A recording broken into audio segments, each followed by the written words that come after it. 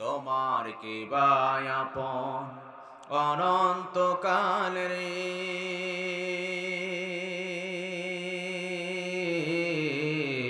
কি বায়াপন অনন্তকাল করলা কারে সাথী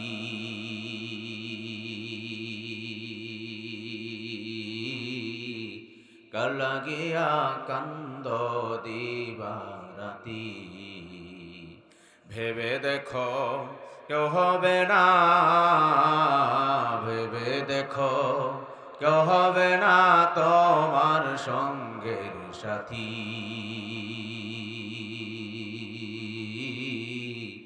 কার লাগিয়া কান্দ দিবারাতি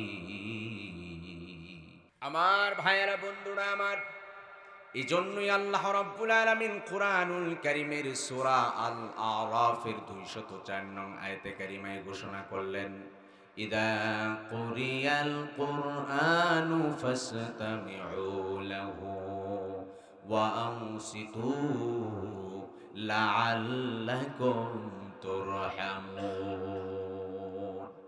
আল্লাহ রাব্বুল আলামিন ডেকে বলেন, বান্দারা, যখন তোমাদের সামনে আল্লাহর কোরআনটা তেলাওয়াত করা হয়, এই কোরআনটা গভীর মনোযোগ দিয়ে তোমরা শুনতে থাকো।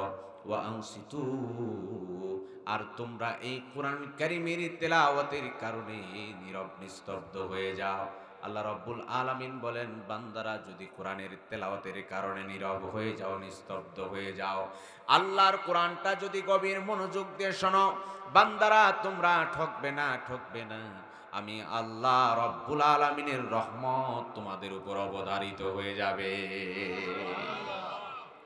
আমার ভাইয়েরা বন্ধুরা আমার, শুধু তাই নয়, এই কোরআন শুনলে কি লাভ হবে? আল্লাহ রাব্বুল আলামিন কুরআনুল কারীমের সূরা আল আনফালের 2 নং আয়াতে কারিমার ভেতরে ডেকে বললেন, ওয়া ইদা তুলিয়াত আলাইহিম আয়াতুহু যাদাতহুম ঈমানা। আল্লাহ রাব্বুল আলামিন ডেকে বলেন, সত্যিকারের ঈমানদার মুমিন মুসলমান হলো তারাই যাদের সামনে আল্লাহর কোরআনটা তেলাওয়াত করা হয়। এই কোরআনুল কারীমের তেলাওয়াত শুনে শুনে সত্যিকারের ঈমানদার মুমিন মুসলমানের ঈমানের পাওয়ারটা বেড়ে যায়। আমার ভাইয়েরা বন্ধুরা আমার, শুধু তাই নয়, আল্লাহ রাব্বুল আলামিন ডেকে বলেন, ওয়া নুনাজ্জিলু মিনাল কুরআনি মা হুয়া শিফাউ ওয়া রাহমাতুল লিল মুমিনিন। আল্লাহ রাব্বুল আলামিন ডেকে বলেন, নবী হে, ওয়া নুনাজ্জিলু মিনাল কুরআন, আমি আল্লাহ রাব্বুল আলামিন কুরআনুল কারীমকে নাজিল করেছি। এই কোরআনটা হলো শিফা, এটা হলো বান্দা বান্দীদের জন্য আরোগ্যের কারণ, শিফার কারণ। এই কোরআনটা বান্দা পড়বে, এই কোরআনুল কারীমের তেলাওয়াতের বদৌলতে আমার আল্লাহ রাব্বুল আলামিন অসুস্থ মানুষকে সুস্থতা দান করে। শিফাউন, এটি হলো শিফা। মুমিন মুসলমান ঈমানদার ব্যক্তি যদি এটাকে আরোগ্য হিসেবে, নিরাময়ের উপলক্ষ হিসেবে, অসুস্থ ব্যক্তি যদি শিফা হিসেবে আল্লাহর কোরআনটাকে তেলাওয়াত করে অসুস্থ ব্যক্তিকে দম করে কোরআনের সূরা পড়ে পানি পান করায়, আল্লাহ সুবহানাহু ওয়া তাআলা সুস্থ করে দিবেন। এটা হলো বাহ্যিক শিফা। আর হচ্ছে আত্মার যে বেদি আছে, আত্মিক বেদি আছে, অন্তরের ভেতরে কুফরি আছে, শিরকি আছে, নেফাকি আছে। এই শিরকি কুফরি থেকে বাঁচতে হলে আল্লাহর কোরআন যখন তেলাওয়াত করবে, আল্লাহ সুবহানাহু ওয়া তাআলা সেই কুফরের শিরকের রোগ থেকে আল্লাহ হেফাজত করে অন্তরটাকে ঈমান দ্বারা ভরপুর করে দিবে। ওয়া রাহমাতুল লিল মুমিনিন, এবং মুমিনদের জন্য গোটা কোরআনুল কারীম এটা হলো রহমতের উপলক্ষ, শান্তির উপলক্ষ। অশান্তিতে আছে আল্লাহর বান্দা, আল্লাহর বান্দিরা যখন কোরআনুল কারীম খুলে তেলাওয়াত শুরু করে দিবে, আমরা আল্লাহ সুবহানাহু ওয়া তাআলা দিলের ভিতরে শান্তি আর শান্তি দান করবে। আমার ভাইয়েরা বন্ধুরা আমার, এই জন্যই আল্লাহ রাব্বুল আলামিন কুরআনুল কারীমের সূরা ইব্রাহিমের 2 নং আয়াতে কারিমায় ঘোষণা করলেন, কিতাবুন আনজালনাহু ইলাইকা লিতুখরিজান নাসা মিনাল যুলুমাতি ইলান নূর। আল্লাহ রাব্বুল আলামিন ডেকে বলেন, নবী হে, আপনার উপরে এই কোরআনটা আমি নাজিল করেছি লিতুখরিজান নাস, যাতে করে মানুষকে আপনি বের করে আনতে পারেন, মিনাজ যুলুমাতি, গুমরাহি থেকে, ভ্রষ্টতা থেকে বের করে করে যাতে করে আলোর দিকে পথ দেখাতে পারেন, হেদায়েতের দিকে রাস্তা দেখাতে পারেন। আমি আল্লাহ রাব্বুল আলামিন আপনাকে এই কোরআনটা দিলাম পথ ভোলা মানুষকে পথের দিশা দেওয়ার জন্য। সুবহানাল্লাহ। যাতে করে জুলমাত থেকে, অন্ধকার থেকে, গুমরাহি থেকে, শিরিকের অন্ধকার, কুফরির অন্ধকার, সকল প্রকার অন্ধকারাচ্ছন্ন জাতিকে বের করে হেদায়েতের পথে, সিরাতাম মুস্তাকিমা, সরল সঠিক পথে যেন আপনি পরিচালিত করতে পারেন। নবী হে, এই জন্যই আপনার উপর আমি আল্লাহ সুবহানাহু ওয়া তাআলা কোরআনুল কারীম নাযিল করে দিলাম, বলি সুবহানাল্লাহ। আমার ভাইয়েরা, বন্ধুরা আমার, আল্লাহ রাব্বুল আলামিন আরো ডেকে বলেন, ইন্না হাযাল কুরআনা ইয়াহদি লিল্লাতী হিয়া আকওয়াম। নবী হে, আপনি জানায় দেন, নিশ্চয় নিশ্চয় এই কোরআনুল কারীম ইয়াহদি, এমন একটা রাস্তা দেখাবে, এমন একটা পথ দেখাবে যেই পথের ভেতরে কোনো বক্রতা নাই, যেই পথের ভিতরে কোনো তেরা বেঁকা নাই, এমন সরল সঠিক সহজ রাস্তা আমার আল্লাহ রাব্বুল আলামিন এই কোরআনের বদৌলতে দান করে দিবে। হেদায়েতের রাস্তা দেখাবেন কে? আরো জোরে বলেন কে? ওই কোরআনের কাছে ফিরে আসা দরকার আছে না নাই? কোরআন শুনলে লাভ না ক্ষতি? কোরআন শুনলে রহমত নাজিল করবেন কে? ইমানের পাওয়ার বাড়ায় দিবেন কে? আর রোগ থেকে মুক্তি দান করবেন কে? রহমতের চূড়ান্ত উপলক্ষ বানিয়ে দিবেন কে? সত্যিকার ইমানদার মুমিন মুসলমানের কোরআন শুনলে এই সকল গুণাবলী অর্জন হবে। আর যার দিলের ভেতরে নেফাকি আছে, কোরআন বিদ্বেষী যারা, তাদের অন্তরে এই কোরআন জ্বালা পোড়া তৈরি করে দেয়। কথা বলেন ঠিক কিনা? কোরআনকে তারা সহ্য করতে পারে না, কোরআনকে তারা গ্রহণ করতে চায় না। তারা চায় না আল্লাহর কোরআনটা আমাদের এই জাতির ঘরে ঘরে ঢুকে যাক, কোরআনটা মানুষের হাতে উঠে যাক। তারা চায় না, কারণ তাদের ভিতরে অ্যালার্জি আছে। কথা বলেন ঠিক কিনা? তারা হলো স্পষ্ট মুনাফিক। তারা কখনো আমাদের বন্ধু হতে পারে না, তারা কখনো আমাদের আপনজন হতে পারে না। তারা আল্লাহর দুশমন, তারা ইসলামের দুশমন, তারা জাতির দুশমন। কথা বলেন ঠিক কিনা? ইউরিদুনা লিউতফিউ নূরাল্লাহি বিআফওয়াহিহিম, তারা আল্লাহর কোরআনের আলোটাকে মুখের ফুৎকার দিয়ে নিভিয়ে দিতে চায়। আল্লাহ বলেন, আল্লাহু মুতিম্মু নূরিহি, এই কোরআনের আলো মুখে নিভানো যায় না, এটার আলো আমি পূর্ণতা দিয়েছি, সুতরাং এটা জ্বলতেই থাকবে, আলোকিত হতেই থাকবে। কোরআনের আলো নিভাতে কেউ পারবে না, বরং যে নিভাতে আসবে সেই পুরে সারকার হয়ে যাবে। কথা বলেন ঠিক কিনা? প্রিয় ভাইরা, আপনারা জানেন যে এক বছর আগে, ১.৫ বছর আগে সুইডেনের এক নাস্তিক, প্রথমে ছিল খ্রিস্টান, পরে হয়ে গেছে সে নাস্তিক, সালওয়ান নামের এই নাস্তিক প্রকাশ্যে দেবালোকে মানুষের সামনে আল্লাহর কোরআনটা পুড়িয়েছিল। বলে নাউজুবিল্লাহ।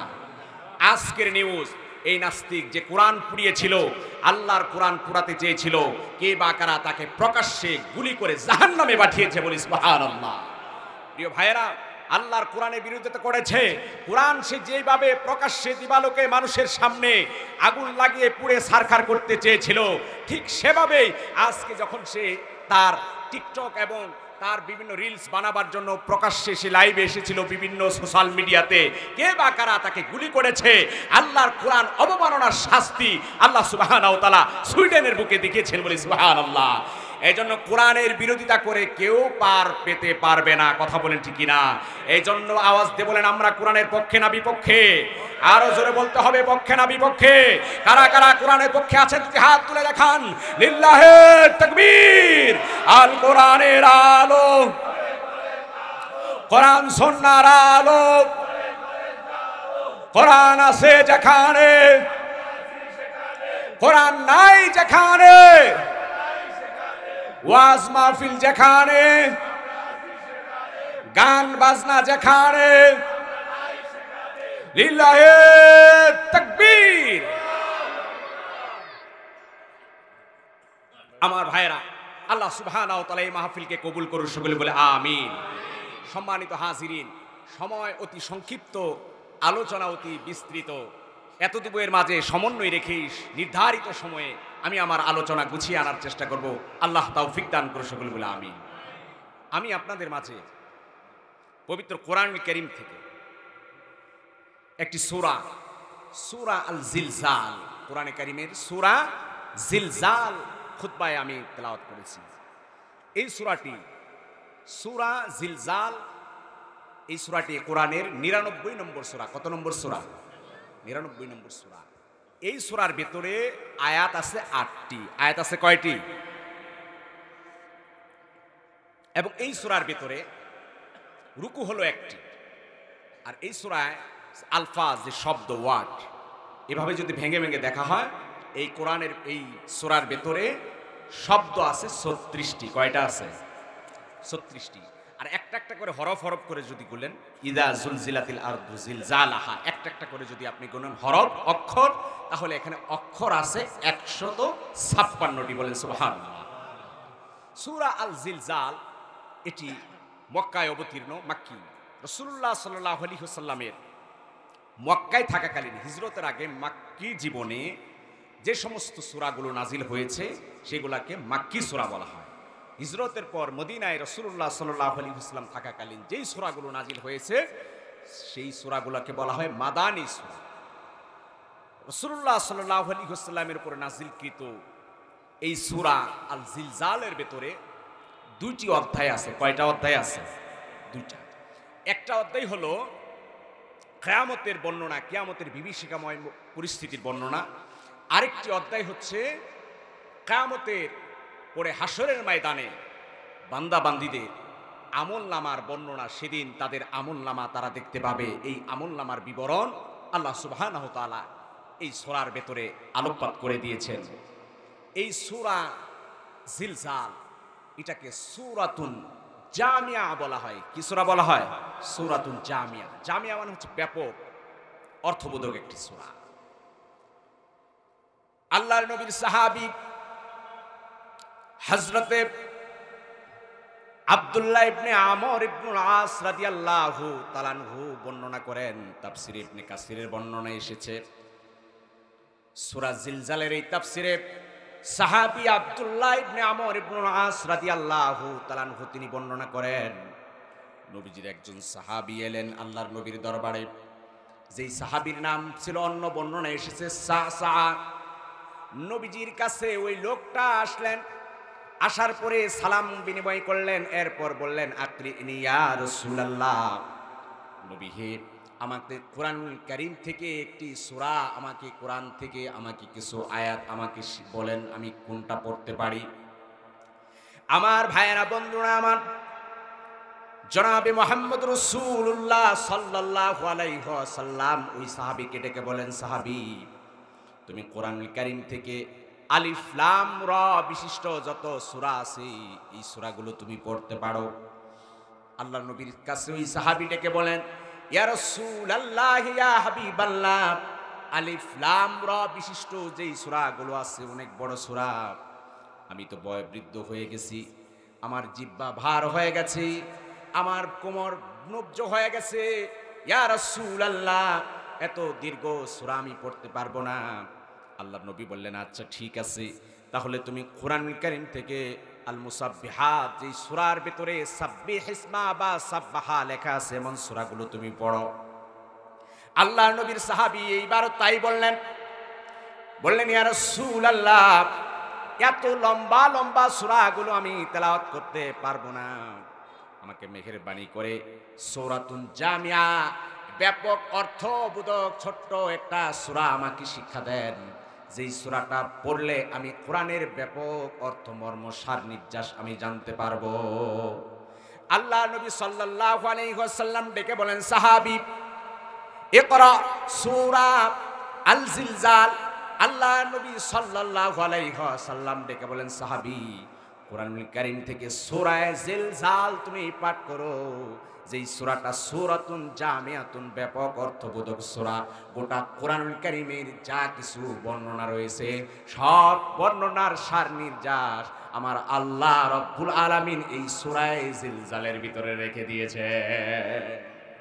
তুমি সূরা জিলজাল পড়ো।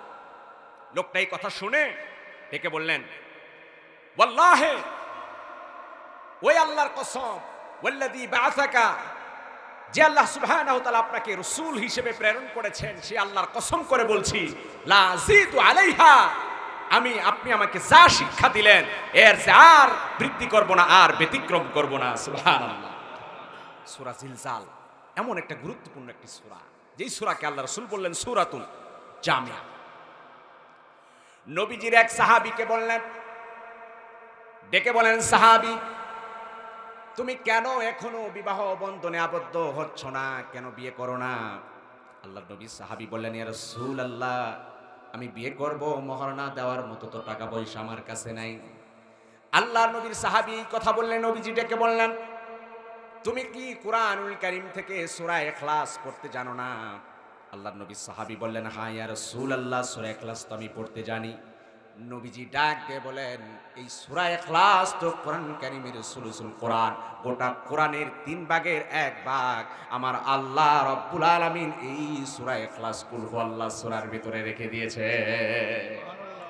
একবার সূরা ইখলাস পাঠ করলে কোরআনের 3 ভাগের 1 ভাগ পড়া হয়ে যায়, অর্থাৎ 3 বার সূরা ইখলাস পাঠ করলে গোটা কোরআন কারীম খতমের সওয়াব আল্লাহ সুবহানাহু ওয়া তাআলা আমলনামায় দান করে দেন।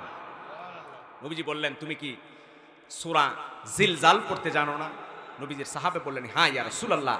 রাসূলুল্লাহ সাল্লাল্লাহু আলাইহি ওয়াসাল্লাম ডেকে বললেন, সূরা জিলজাল কোরআনুল কারীমের নিসফুল কোরআন, কোরআনের অর্ধেক। 2 বার যদি সূরা জিলজাল পাঠ করো আল্লাহ সুবহানাহু ওয়া তাআলা তোমার আমলনামায় গোটা কোরআনুল কারীম খতমের সওয়াব দান করে দিবেন। এইজন্য সূরা জিলজাল পড়া দরকার আছে না নাই? কথা বলেন, এই সূরার ভিতরে যা আছে জানা দরকার আছে না নাই? আমার ভাইয়েরা, বন্ধুরা আমার, এই সূরা যেদিন নাজিল হয়ে গেল, হযরত আবু বকর সিদ্দিক রাদিয়াল্লাহু তাআলা আনহু তিনি সূরার ভয়াবহতা সম্পর্কে যখন জানলেন, এই সূরার ভিতরে ভয়াবহ মেসেজগুলো যখন জানতে পারলেন, হযরত আবু বকর সিদ্দিক রাদিয়াল্লাহু তাআলা আনহু হাউমাউ করে কাঁদতে আরম্ভ করলেন। ডেকে বললেন, ইয়া রাসূলুল্লাহ, ইয়া হাবিবাল্লাহ, কিয়ামতের বিভীষিকার বর্ণনা এই সূরার ভিতরে আছে। এই সূরার ভিতরে বলা আছে জমিনটা প্রকম্পিত হয়ে যাবে। এই সূরার ভিতরে আছে অণু থেকে অণু পরিমাণ কর্মকলাপ সবকিছু হাসরের ময়দানে আল্লাহ রাব্বুল আলামিন প্রকাশ করে দিবে।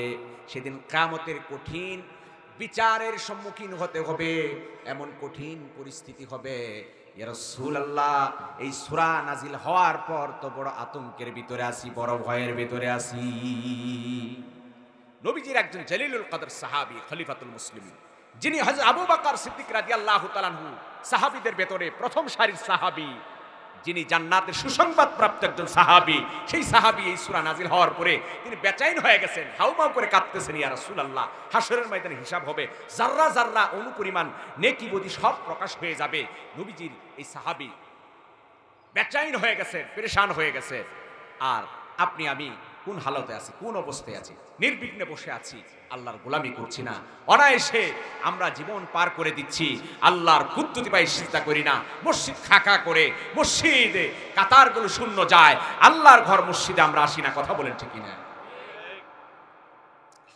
আমার ভাইয়েরা, বন্ধুরা আমার, জনাবে মুহাম্মদ রাসূলুল্লাহ সাল্লাল্লাহু আলাইহি ওয়াসাল্লাম হযরত আবু বকর সিদ্দিক রাদিয়াল্লাহু তাআলা আনহু কে সান্ত্বনা দিলেন, লাউলা আন্নাকুম তুযনিবুন, হে আবু বকর শুনে রাখো, যদি তোমরা গুনাহের ভেতরে লিপ্ত না হও, লাখালাকাল্লাহু, আল্লাহ রাব্বুল আলামিন অবশ্যই অবশ্যই খালকান জাদিদান, এমন একটা প্রজন্ম তৈরি করবেন যারা গুনাহের ভেতরে লিপ্ত হবে, আল্লাহর কাছে তওবা করবে, আবার আল্লাহ রাব্বুল আলামিন তাদের গুনাহগুলো মাফ করে দিবে। আবু বকর টেনশন করো না, গুনাহ হবে, এটাই স্বাভাবিক। তুমি যদি গুনাহ নাও করো, এমন এক জাতি আসবে তারা গুনাহ করবে, আল্লাহর কাছে আবার ক্ষমা চাইবে, আল্লাহ সমস্ত গুনাহকে ধুয়ে মুছে সাফ করে দিবে। আমার ভাইয়েরা, বন্ধুরা আমার, এই সূরা জিলজাল নাজিল হয়ে গেল। এই সূরার ভেতরে আল্লাহ রাব্বুল আলামিন বিভীষিকাময় পরিস্থিতির কথা আলোকপাত করলেন। যেদিন কিয়ামত শুরু হবে, কিয়ামতের আগে 3টা ফুৎকার হবে, সমস্ত আসমান জমিনকে তছনছ করে দেওয়ার জন্য, সমস্ত কুল কায়নাত গুলো তছনছ করার জন্য হযরতে ইসরাফিল আলাইহিস সালাতু ওয়াস সালামকে সিংহায় ফুৎকার দিতে বলা হবে। নাফকাতুল ফাজা বলা হয়। ভয়ঙ্কর আওয়াজ, বিকট আওয়াজ তৈরি হবে পৃথিবীর মাঝে। এই আওয়াজে সব কিছু তছনছ হয়ে যাবে, জমিন পর্যন্ত প্রকম্পিত হয়ে যাবে। আমার আল্লাহ রাব্বুল আলামিন ডেকে বললেন, ইযা জুলজিলাতিল আরদু জিলজালাহা ওয়া আখরাজাতিল আরদু আথকালাহা। আল্লাহ রাব্বুল আলামিন ডেকে বলেন, নবী হে স্মরণ করেন ওই সময়ের ঘটনা। ইযা জুলজিলাতিল আরদু জিলজালাহা, যখন জমিন প্রকটভাবে চরম পর্যায়ে প্রকম্পিত হয়ে যাবে, জমিনটা যখন কাঁপতে থাকবে। ওয়া আখরাজাতিল আরদু আথকালাহা, এবং জমিন তার ভেতরে যা কিছু আছে সব কিছু, তার ভারী বোঝা সব খনিজ পদার্থ সব কিছু বের করে দিবে। সেদিন এমন বিকট আওয়াজ হবে যে আওয়াজের কারণে জমিনটা প্রকম্পিত হয়ে যাবে। এমন মুহূর্তের কথা আপনি স্মরণ করেন যেই সময় কিয়ামতের পূর্বে জমিনটা প্রকম্পিত হয়ে ফেটে চৌচির হয়ে যাবে। এমন কঠিন পরিস্থিতিতে আল্লাহ রাব্বুল আলামিন মানুষকে ফেলবেন, সময়টার কথা স্মরণ করুন। সুলসিলাতিল আরদু জিলজালাহা, জমিন জালজালা হবে, প্রকম্পিত হবে। জালজালা ইউজালজিলু, কেঁপে ওঠা, কেঁপে উঠবে। ভূমিকম্প হবে, যেটাকে আমরা বলি ভূমিকম্প। মাঝে মধ্যে আমাদের দেশে ভূমিকম্প হয় কি হয় না? মাঝে মধ্যে ভূমিকম্প হয়। বেশ কয়েক বছর, কিছুদিন আগে হয়েছে, তো বেশ কয়েক বছর আগে বিকট ভূমিকম্প হয়েছিল, যেটা রিক্টার স্কেলে প্রায় 7 মাত্রার কাছাকাছি বড় একটা ভূমিকম্প আমাদের বাংলাদেশে হয়েছিল। কিন্তু সেই সময় মানুষগুলো ঘুমেছিল, ঘুম থেকে এতটাই ভূমিকম্প হয়েছে মানুষ বুঝতে পারে না এটার মাত্রা কি ছিল। ঘুম ভেঙে ঘর বাড়ি থেকে মানুষ বের হয়ে রাস্তায় চলে এসেছিল। কথা বলেন ঠিক না? আবার আল্লাহ সুবহানাহু ওয়া তাআলা চাইলে সেই সময় সব তছনছ করে ফেলতে পারতেন, শেষ করে দিতে পারতেন। কিন্তু আল্লাহ সুবহানাহু ওয়া তাআলা এই জমিনকে কোরআনের বদৌলতে, তাহাজ্জুদওয়ালা, তাহাজ্জুদ গুজার আল্লাহ ওয়ালাদের আমলের বদৌলতে আল্লাহ সুবহানাহু ওয়া তাআলা এই জমিনকে হেফাজত করেছেন। কথা বলেন ঠিক না? না হয় জমিনে যে পরিমাণ গজব, যে পরিমাণ অন্যায়, যে পরিমাণ অশ্লীলতার কাজ হয়, আল্লাহ সুবহানাহু ওয়া তাআলা চাইলে মুহূর্তে সব তছনছ করে দিতে পারেন। কথা বলেন ঠিক না? ভূমিকম্প হয়, জমিনটা মাঝে মধ্যে কেঁপে ওঠে। বিজ্ঞান বলে যে ভূমি, মাটিটা কেঁপে ওঠে কারণ হচ্ছে মাটির নিচে যে স্তর আছে, শিলার স্তর আছে, 3টা স্তর আছে, ওই স্তরগুলো থেকে সরে যায়, সেই শিলাগুলো নড়াচড়া করে, যার কারণে উপরের অংশের এই ভূমিটা, এই জমিনটাও নড়ে চড়ে ওঠে। আবার বিজ্ঞান বলে মাটির নিচে রয়েছে গ্যাস। কি রয়েছে? গ্যাস। ওই গ্যাসের প্রভাবে জমিন, গ্যাসের চাপে মাঝে মধ্যে জমিন উপর দিকে এরকম ফুসে উঠতে থাকে, ফুলে উঠতে থাকে, নড়াচড়া করতে থাকে, জমিন কাঁপতে থাকে।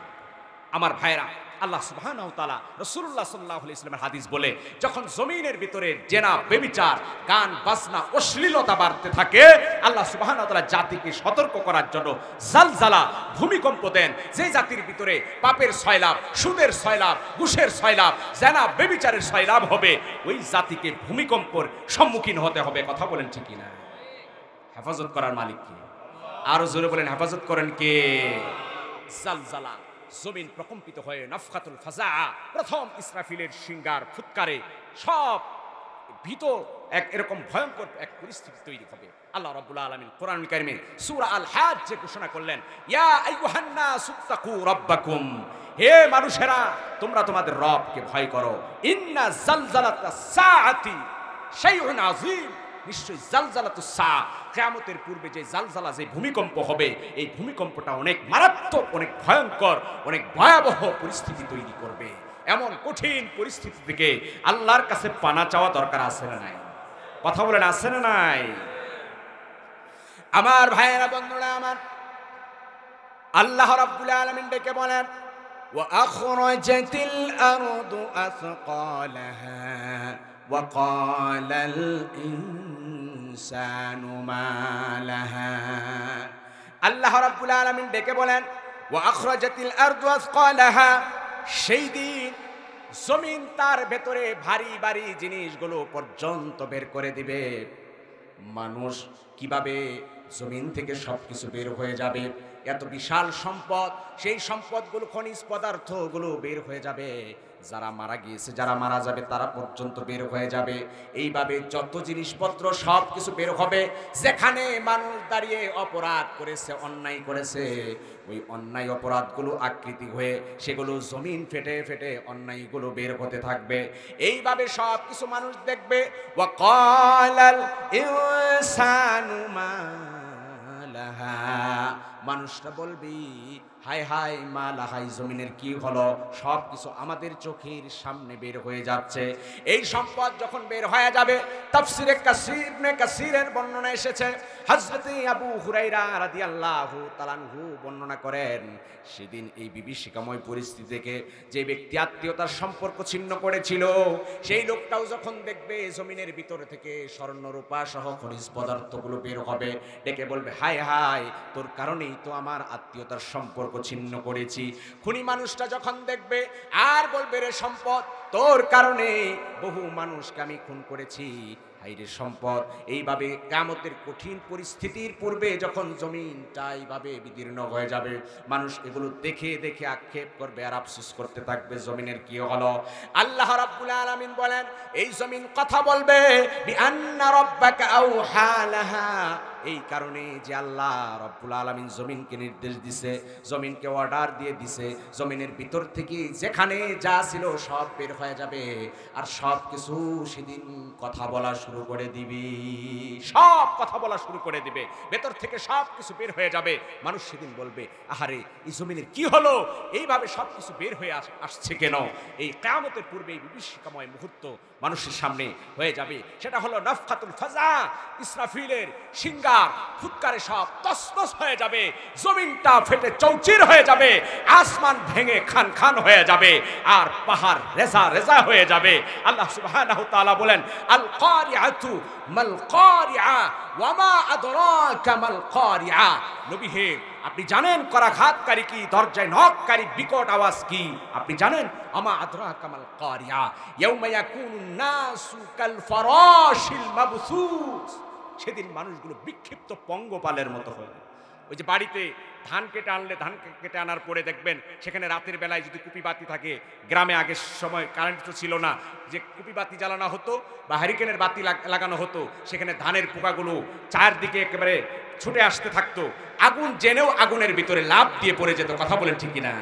কাল ফারাশিল মাবসুস, বিক্ষিপ্ত পঙ্গপালের মতো হয়ে যাবে মানুষ কিয়ামতের এই বিভীষিকাময় মুহূর্তে। কিয়ামতের পূর্বে মানুষ পাগল পারা হয়ে যাবে, দিশেহারা হয়ে যাবে।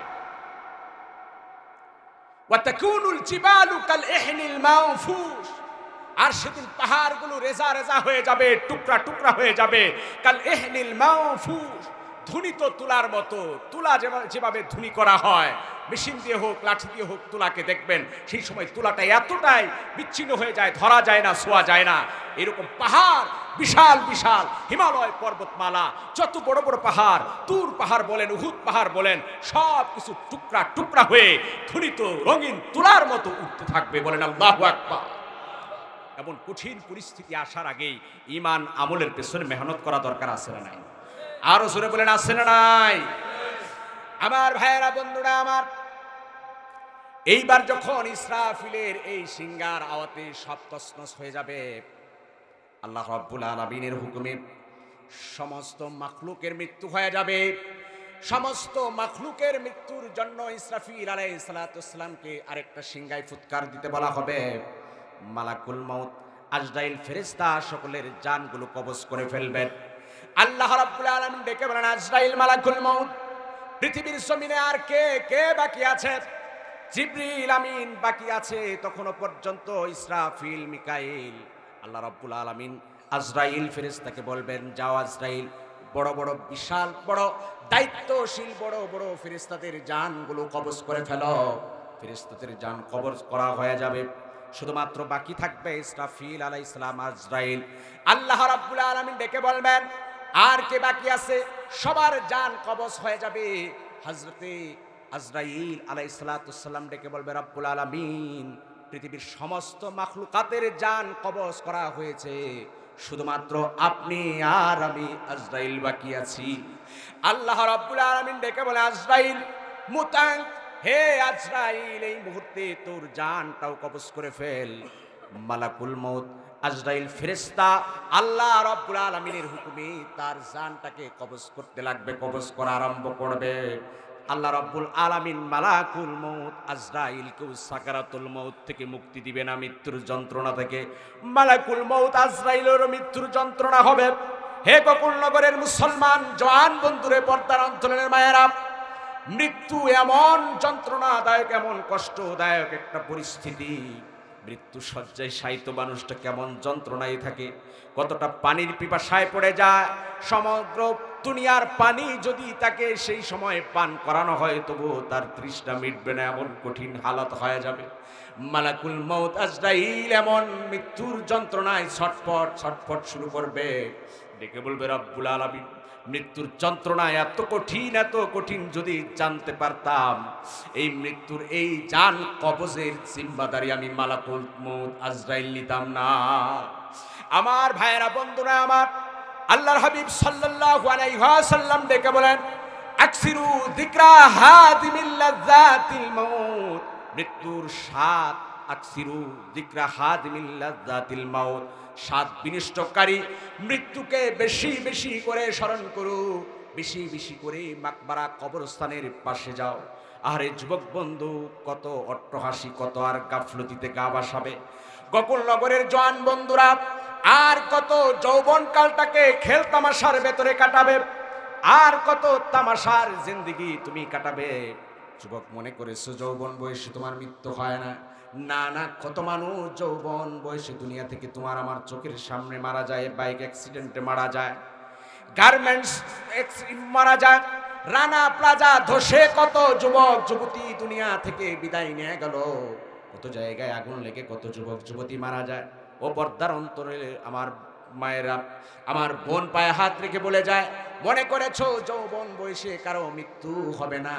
চোখের সামনে কত যুবতী দুনিয়া থেকে বিদায় নিয়ে যায়। ওই মালাকুল মউত আজরাইল ফেরেশতা আসার আগেই, মৃত্যুর যন্ত্রণার কঠিন পরিস্থিতি আসার আগেই ঈমান আমল সহি করা দরকার আছে না? আকসিরু যিকরা হাদিমিল লাযযাত। আমার ভাইয়েরা, বন্ধুরা আমার, হযরত ওসমান গনি রাদিয়াল্লাহু তাআলা আনহু যখন কবরের পাশ দিয়ে যান, ডুকরে ডুকরে কাঁদে। নবীজির সাহাবারা বলেন, ওগো উসমান, কেন আপনি চোখের পানি ছেড়ে কান্না করেন? আপনি তো জান্নাত জাহান্নামের আলোচনা শুনেন, বিশ্বনবীর দরবারে থেকেও চোখের পানি ছেড়ে আপনি কাঁদেন না। আল্লাহর নবীর সাহাবী হযরতে উসমান গনি রাদিয়াল্লাহু তাআলা আনহু ডেকে বলেন, নবীর সাহাবারা শোনো, ইন্নাল কবরা আউয়ালু মানজিলিন মিন মানাজিলিল আখিরাহ। কবরের ঘাটি হলো আসল ঘাটি, কবরের ঘাটি হলো আউয়ালু মানজিলা। কিয়ামতের ময়দানে আখিরাতের যতগুলো স্টেশন আছে, যতগুলো ঘাটি আছে, ওই কবরের ঘাটি হলো প্রথম ঘাটি। আমি উসমানের জানা নাই এই কবরের ঘাটি আমি পাড়ি দিতে পারবো কিনা। এই কবরের ঘাটি যেই অনায়াসে পাড়ি দিতে পারবে, আমার আল্লাহ রব্বুল আলামিন তার পরবর্তী জিন্দেগিকে সহজ করে দিবে।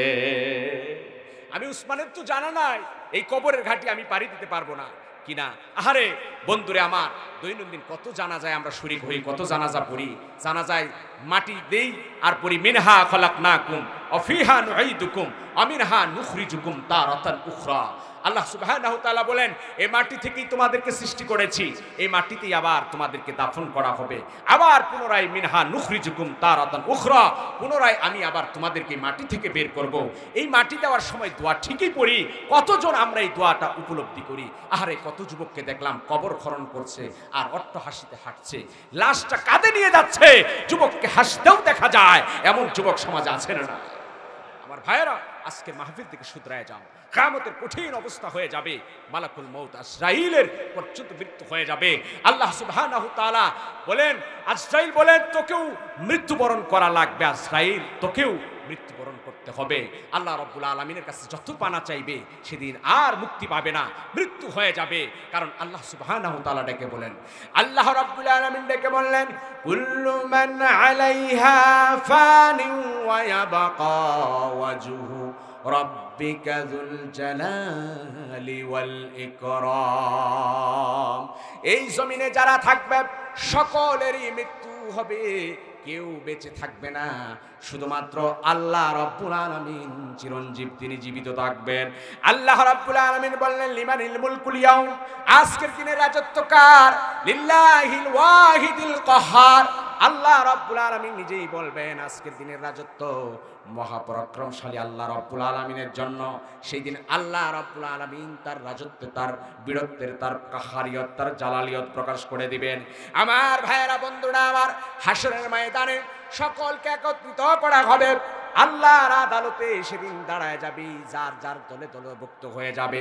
আল্লাহ রাব্বুল আলামিন সেই কথাগুলো সামনের আয়াতে কারিমায় ডেকে বললেন। আল্লাহ রাব্বুল আলামিন ডেকে বলেন, ইয়াউমা ইদি ইয়াসদুরুন নাসু আশতাতাল লিয়ুরাউ আমালাহুম।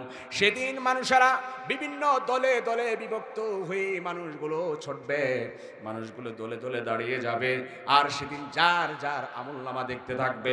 পরীক্ষা শেষে যখন ফলাফল দেওয়া হয়, রেজাল্ট যেদিন টানায় দেওয়ার কারণে দলে দলে ক্লাসে ক্লাসে সবাই দৌড়িয়ে যায় ভিড় করে, সেদিন কিয়ামতের ময়দানে সবাই যার যার আমলনামা দেখার জন্য স্থির হয়ে যাবে। আমার ভাইয়েরা, বন্ধুরা আমার, হাসরের ময়দানে সব প্লে হয়ে যাবে। দুনিয়ার আদালতে টাকা দিয়ে, ঘুষ দিয়ে, জনবল খাটিয়ে দুনিয়ার আদালতে পার পাওয়া যেতে পারে, ওই হাসরের ময়দানে আল্লাহর আদালত থেকে কেউ রেহাই পেতে পারে না। কথা বলেন ঠিক কিনা? দুনিয়ার আদালতে ঘুষ দিয়ে, জনবল দিয়ে, ক্ষমতার বলে, নিজের পাওয়ারের বলে দুনিয়ার আদালতে হাজারো অপরাধ করে নিজেকে নিরপরাধ প্রমাণ করা যায়, অপরাধীকে বেকসুর খালাস করা যায়, দুনিয়ার আদালতে সম্ভব। কিন্তু আল্লাহর আদালতে এক চুল পরিমাণ কেউ সামনে অগ্রসর হতে পারবে না। কথা বলেন ঠিক কিনা? সেদিন কোনো ঘুষ চলবে না, সেদিন কারো কোনো সুপারিশ চলবে না। এমন কঠিন পরিস্থিতি সেদিন হয়ে যাবে। ইয়াউমা ইয়াকুমুর রূহু ওয়াল মালাইকাতু সাফফান লা ইয়াতাকাল্লামুন। সেদিন ফেরেশতারা কাতারবদ্ধ হয়ে যাবে, মানুষেরা কাতারবদ্ধ হয়ে যাবে। সেদিন কেউ কথা বলবে না। লা ইয়াতাকাল্লামুন ইল্লা মান আদিনা লাহুর রহমান। কেবল অতিশয় দয়ালু আল্লাহ যাকে অনুমতি দিবেন তিনি ছাড়া আর কেউ সেদিন কথা বলতে পারবে না। কথা বলেন ঠিক কিনা? জন্য আমার ভাইরা, অন্ধকার কবর দৃশ্য ওই পরকালীন জিন্দেগির জন্য আমল করা দরকার আছে না নাই? আল্লাহ রাব্বুল আলামিন বলেন, ফামাইয়ামাল মিসকালা যাররাতিন খায়রান ইয়ারা।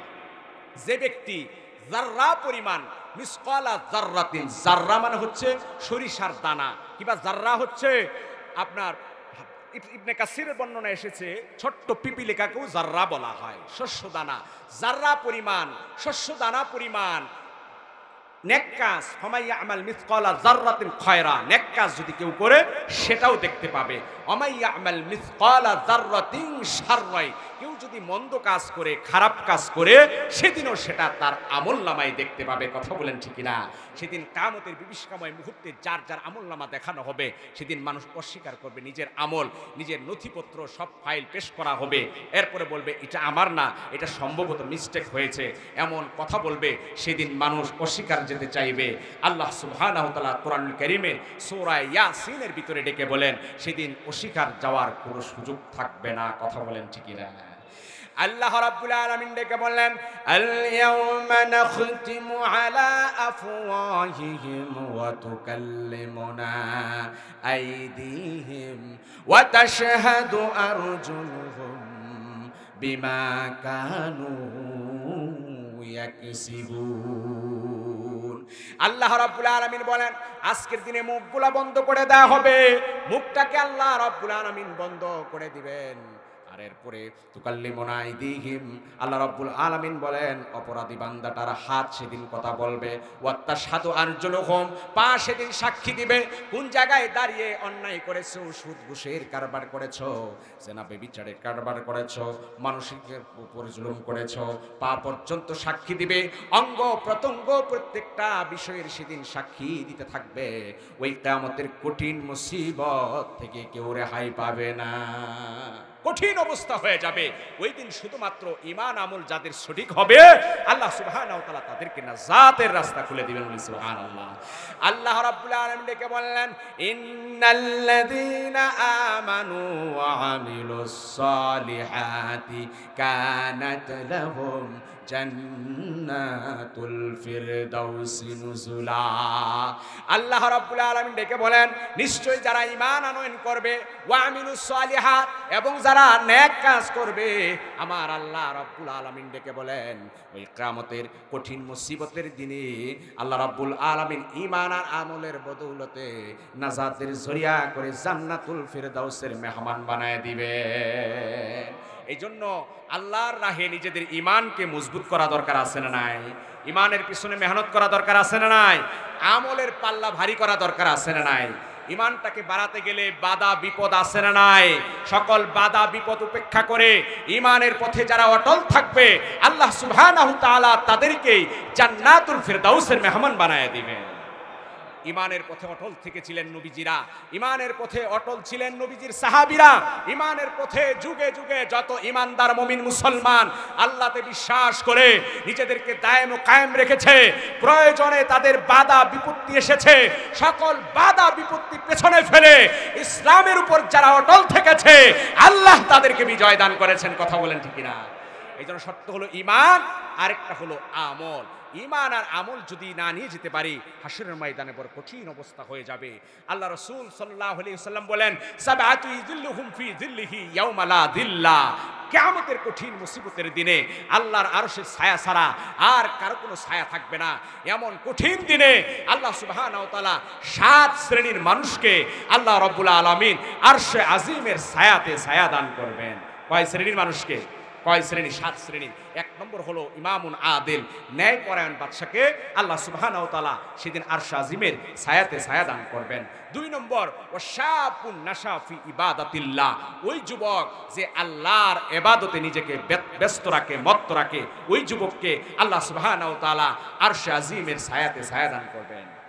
3 নম্বর ওয়া রাজুলুন কলবুহু মুআল্লাকুন ফিল মাসাজিদ, ওই ব্যক্তি যার অন্তরটা মসজিদের সাথে লটকানো থাকে, মসজিদের সাথে ঝুলন্ত থাকে, সবসময় মসজিদ নিয়ে যার ফিকির থাকে, আল্লাহ সুবহানাহু ওয়া তাআলা তাকে ওই দিন কিয়ামতের কঠিন মুসিবতের দিনে আরশে আজিমের ছায়াতে ছায়া দান করবেন। মসজিদের সাথে অন্তরটা লটকানো থাকে, আহারে মসজিদে কখন আজান হবে, কখন মসজিদে জামাত হবে, জামাত কি ছুটে গেল না কখন ঘর থেকে বের হবে, সারাদিন নামাজ কোথায় পড়বে, মসজিদের সাথে তার দিলটা লাগানো থাকে, মসজিদের সাথে তার অন্তরটা সবসময় লাগানো থাকে। ইবাদত বন্দেগী করে আল্লাহর গোলামি করে করে মসজিদের সাথে নিজেকে সম্পৃক্ত রাখে। আবার মসজিদের যখন কোনো প্রয়োজন হয়, মসজিদের কোনো কিছু প্রয়োজন হয়, কোনো কিছু দরকার হয়, তখনও সে বেচাইন হয়ে যায়, পেরেশান হয়ে যায়। আরে আমার ভাইরা, আমরা নিজেদের ঘরে একটা জায়গায় একটু ফেটে গেলে সেটাকে নতুনভাবে আস্তর করার জন্য কত পরিশ্রম করি, কত চেষ্টা করি। এক সুন্দর করি একটা রুম যদি টাইলস করি, আরেকটা রুম বাদ রাখি না, সেটাও আমরা সুন্দর করি। নিজেদের থাকার জায়গাটা জাগতিক দুনিয়ার পার্থিব জীবন যেটা নিয়েও যেতে পারবো না, এই জায়গাটাকে সুন্দর করার জন্য এর পেছনে মেহনত আমরা করি কি করি না? কথা বলেন, করি কি করি না? আর যেই জিনিসটা আখেরাতের বাড়িতে সঙ্গী হবে, যেই জিনিসটা কবর দেশে বন্ধু হবে, ওই জিনিসের পেছনে আমাদের মেহনত নাই। কথা বলেন ঠিক কিনা? যার অন্তরটা সবসময় মসজিদের সাথে লটকানো থাকবে, আহারে মসজিদের কি প্রয়োজন, মসজিদের কোন জিনিসটা দরকার, মসজিদে গেলে আমরা নিজেদের ঘরগুলো কত সুন্দর, নিজেদের থাকার জায়গাগুলো কত সাজানো, কত গুছানো, মসজিদগুলো অবহেলায় পড়ে থাকে। মসজিদের প্রয়োজন, মসজিদের উজুখানা বলেন, মসজিদের নামাজের জায়গা বলেন, মেহরাবের জায়গা বলেন, মসজিদের হুজুরের থাকার কামরা বলেন, এই জায়গাগুলো আমরা সুন্দর করার জন্য আমাদের মেহনত নাই। আল্লাহ বলেন ওয়াল আখিরাতু খায়রু ওয়া আবকা, আখিরাতের বাড়ি হলো শ্রেষ্ঠ বাড়ি, আখিরাতের বাড়ি হলো দীর্ঘস্থায়ী বাড়ি। ওই আখিরাতের জন্য কিছু করা দরকার আছে না নাই? কারা কারা আখিরাতের জন্য আমল করতে চান দুইটা হাত তুলে দেখান। লিল্লাহে তাকবীর, লিল্লাহে তাকবীর। আল্লাহ এই হাতগুলোকে কবুল করুক। আমার ভাইরা, রাসূল আরবি সাল্লাল্লাহু আলাইহি ওয়াসাল্লাম বলেন মান বানা মাসজিদান বানাল্লাহু লাহু বাইতান ফিল জান্নাহ, যে ব্যক্তি মসজিদ নির্মাণ করলো, মসজিদ নির্মাণে সহযোগিতা করলো, আল্লাহ সুবহানাহু ওয়া তাআলা তার জন্য জান্নাতের বাড়িতে অট্টালিকা তৈরি করবেন। জন্য বন্ধুরে আমার, কাল কিয়ামতের ময়দানে কঠিন মুসিবত থেকে যদি মুক্তি পেতে চায়, দুনিয়ার কঠিন আযাব থেকে, দুনিয়ার কঠিন পরীক্ষা থেকেও যদি মুক্তি পেতে চান, মাঝে মধ্যে দান সাদাকা ওয়া মিম্মা রাযাকনাহুম ইউনফিকুন। আল্লাহ বলেন আমার দেওয়া রিজিক থেকে আমি আল্লাহ রাব্বুল আলামিন তোমাদেরকে যেই রিজিক দিয়েছি, ওই রিজিক থেকে আল্লাহর রাহে যারা খরচ করবে, আমার আল্লাহ রাব্বুল আলামিন তাদেরকে মুত্তাকিদের কাতারে নাম লেখায় দিবে।